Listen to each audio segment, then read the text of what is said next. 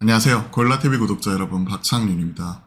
우리가 시장 흐름을 파악을 하고 그 안에서 급등락이 나오고 있는 종목들, 이 종목 사야 될지 팔아야 될지, 혹은 그와 관련되어 가지고 이제 시장에서 나오고 있는 일부 테마라든지 섹터 이런 부분 같은 경우도 제가 관련되어서 이제 그 개인적인 투자 코멘트와 함께 포인트 전략까지 함께 고민을 하고 있죠.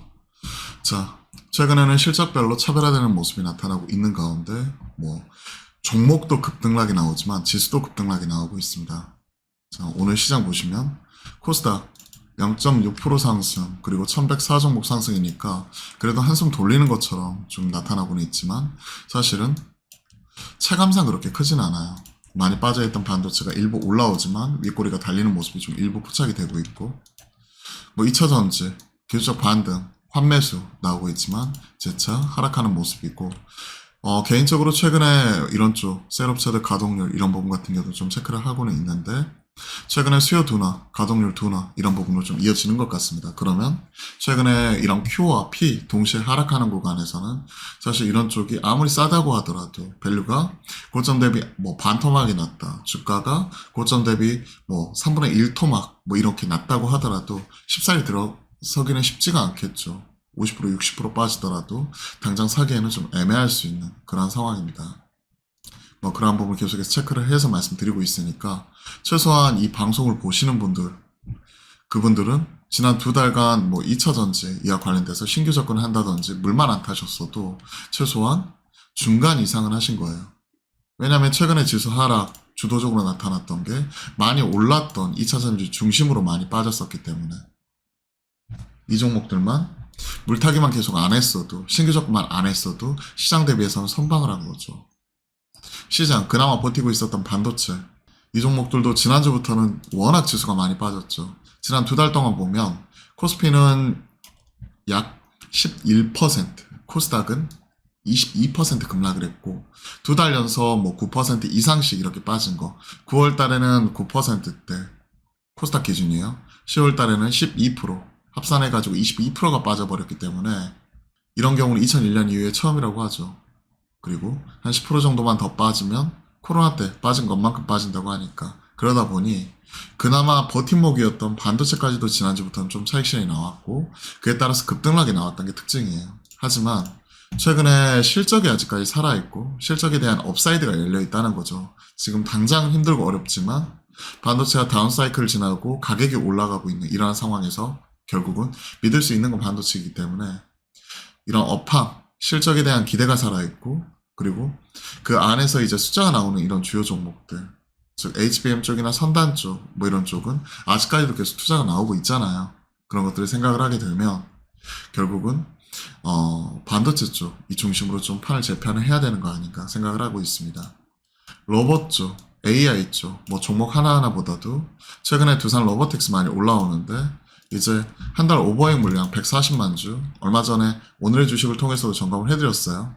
5%가 넘어가는 물량이죠. 이 부분이고, 지금 한 달이니까 11월 5일 바로 코앞에 있기 때문에 올라온다고 하지만 그에 따른 변동성이 커질 수 있는 구간이라는 측면에서 올라오면 좀 챙겨야 되는 거 아닌가 생각을 하고 있습니다.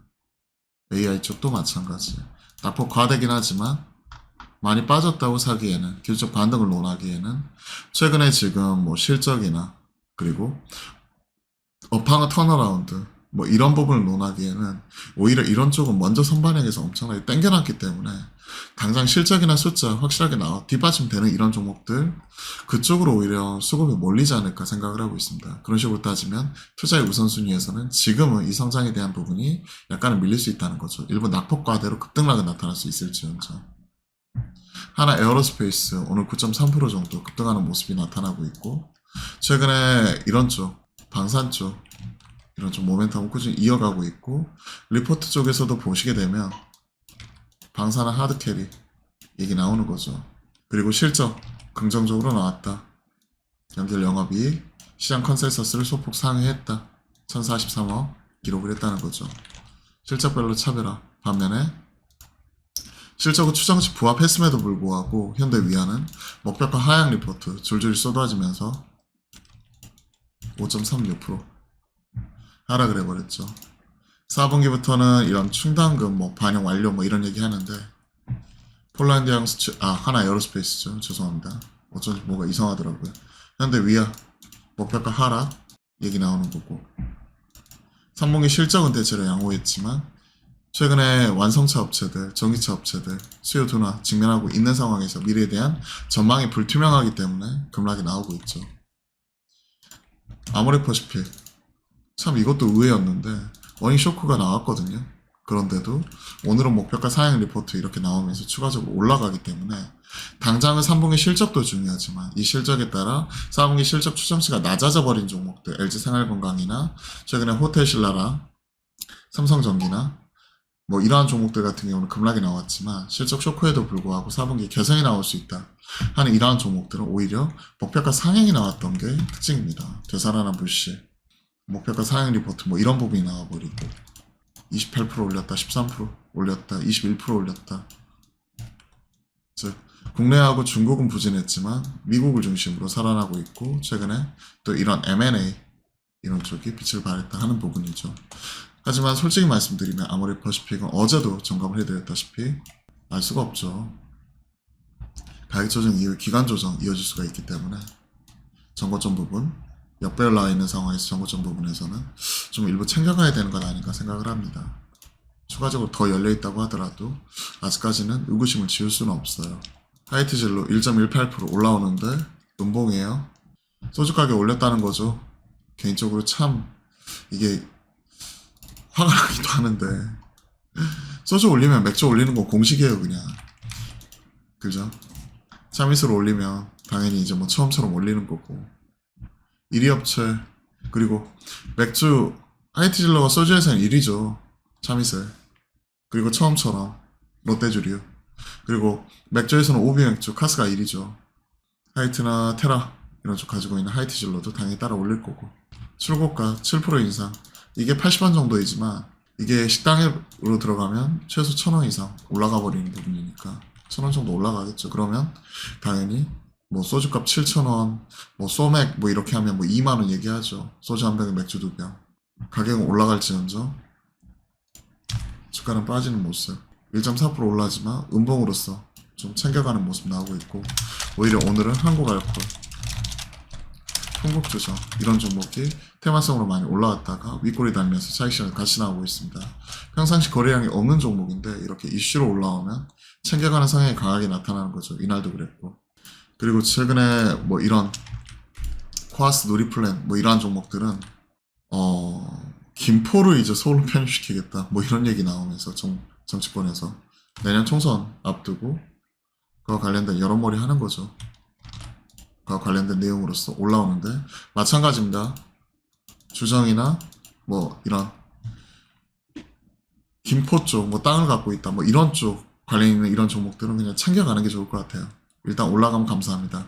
챙겨가는 전략으로 최근에는 테마도 시장 빠질 때 일부 수급이 쏠리면서 단기적으로 급등했다가 하루가 다르게 급락 이런 부분이 나올 수도 있기 때문에 항상 우리가 그동안에 이제 시장에서 투자 경험에 비추어 보면 이런 종목들은 줄 때 감사합니다 하면서 챙겨가는 전략으로서 임하는 게 유리하지 않나 생각을 합니다.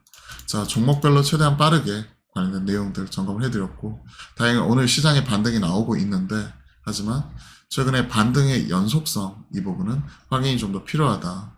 많이 빠진 건 맞다. 하지만 확실하게 지금은 거래대금 자체가 기존은 4조, 5조 이러고 있는 상황에서 코스닥 기준 4조, 5조 이러고 있는 상황에서 기존처럼 최소한 10조 이상 이런 부분이 연속적으로 터져주면서 올라오는 모습이 나타나줘야 우리가 손바뀜이 나타나면서 어느 정도 바닥이라도 넣을 수 있지 않나 생각을 하고 있습니다. 그렇기 때문에 최근에 바닥권인가 싶기도 하지만 확신할 수는 없는 거고 많이 빠진 건 맞지만 바닥권이고 확신할 수는 없는 거고 급등 급락 나오고 있는 상황 속에서 오히려 휩쓸리기보다는 올라갈 때는 그냥 가지고 있는 종목들 잘 지켜가는 형태로 최근에는 가만히 있으면 중간 이상을 가니까 핵심적인 종목 중심으로 잘 지키고 뭐 낙폭과대 뭐 2차전지나 테마나 이런 종목들만 안 따라가더라도 최소한 시장 대비 아웃퍼폼 할 수가 있기 때문에 차분하게 지켜보면서 시장 흐름 계속 체크해 나가도록 하겠습니다. 자, 그리고 오늘 주식과 내일 그 주식 콜센터는 제가 이번 주는 좀 개편을 해보려고 해요. 최근에 조회수도 많이 떨어져 있는 상황에서 많은 분들이 이제 증시에 대해서 좀 지쳐 있는 것 자체가 이렇게 표출이 되는 거죠. 그런 상황이니까 여러분들에게 좀 더 도움이 될 수 있는 방향으로 콘텐츠 개편 이런 부분 준비를 하니까 잘 준비를 해가지고 다음 주 월요일부터 또 새로운 이름으로 이런 부분 준비를 해가지고 또 인사드리도록 하겠습니다. 자, 힘든 장 그렇지만 오늘 뭐 좀 변동성이 좀 나오고 있어요. 그런 상황 속에서도 우리가 가지고 있는 포트폴리오 잘 점검하시고요. 이럴 때일수록 건강 잘 챙기시고 기운 내서 파이팅 하셨으면 좋겠습니다. 오늘도 파이팅입니다.